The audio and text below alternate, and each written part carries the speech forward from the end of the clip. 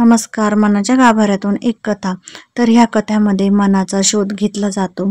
तर असे काही सांगितले आहे. तर व्हिडिओ स्किप न करता पूर्ण बघा, म्हणजे तुम्हालाही आवडेल आणि तुमच्याही मनाच्या गाभाऱ्यातली काही गोष्टी असतील त्या कळतील. तर बघा, गावाच्या कडेला असलेल्या एका जुना वडाच्या झाडाखाली एक वृद्ध बसलेला असतो. रोज सकाळी तो शांतपणे बसून आकाशाकडे पाहत असतो.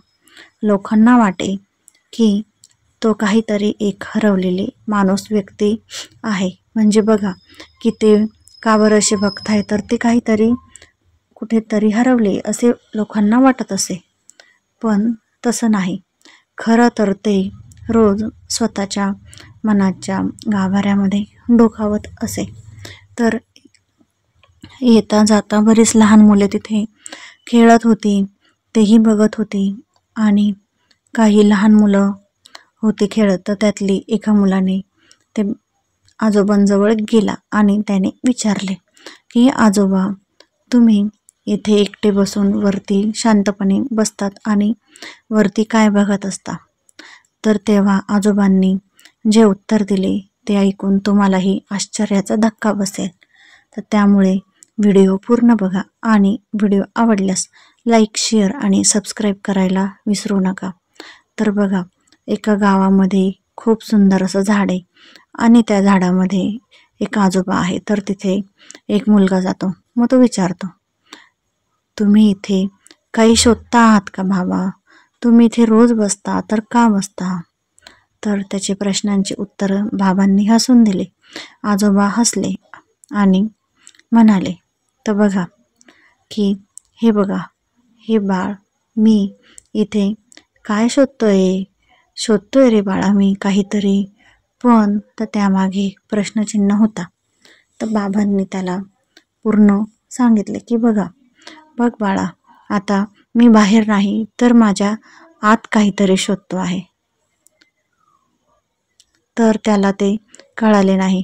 आयुष्यभर आपण बाहेरच्या दुनियेमध्ये पळतो.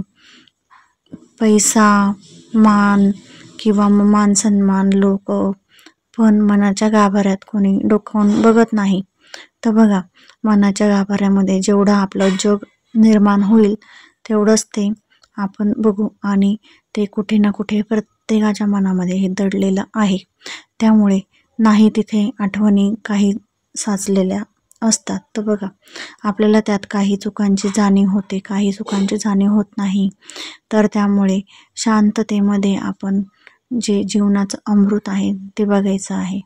आणि मुलांना थोडंफार कळलं असेल, त्यामुळे तो मुलगाही तिथे येऊन बसत जाईल आणि तोही असाच शांतपणे त्याच्या मनाच्या गाभाऱ्यात, म्हणजे छोट्या छोट्या गोष्टी असतात त्या तो आठवत असे. त्या दिवसापासून तोही कधी त्या वडाखाली, म्हणजेच वडाच्या झाडाखाली बसत असे.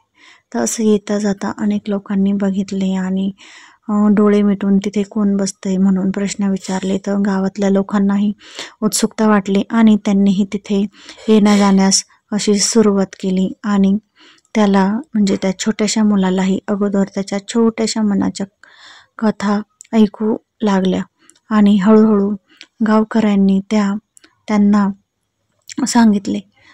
तर बघा, गावकऱ्यांनी पण अगोदर असेच विचार केला आणि सुरुवातीला त्यांनी पाहिलं, आधी 1, मग 2, मग 10 लोक, असे बरेच लोक तिथे जमले आणि गावातली भांडणंही कमी झाली आणि अनेक जण वडाखाली येऊन बसू लागले. तर गावामध्ये भांडणं जशी कमी झाली तशी एकमेकांशी सर्वजण आदराने आणि अगदी साध्या पद्धतीने गप्पा मारू लागले आणि मन ही हळूहळू हलकी झाली. आणि आजोबा हसत सर्वांना म्हणाले की बघा, मनाच्या गाभाऱ्यातील आणखीन काही गोष्टी असतात, त्या तुम्हालाही ऐकायच्या असतील तर वडाच्या झाडाखाली येऊन बसा, म्हणजे तुम्हालाही ऐकू येईल. तर माझी गोष्ट कशी वाटली हे कमेंटमध्ये नक्की सांगा आणि जर काही प्रश्नांची उत्तरे असतील तर तेही मी देईल. धन्यवाद.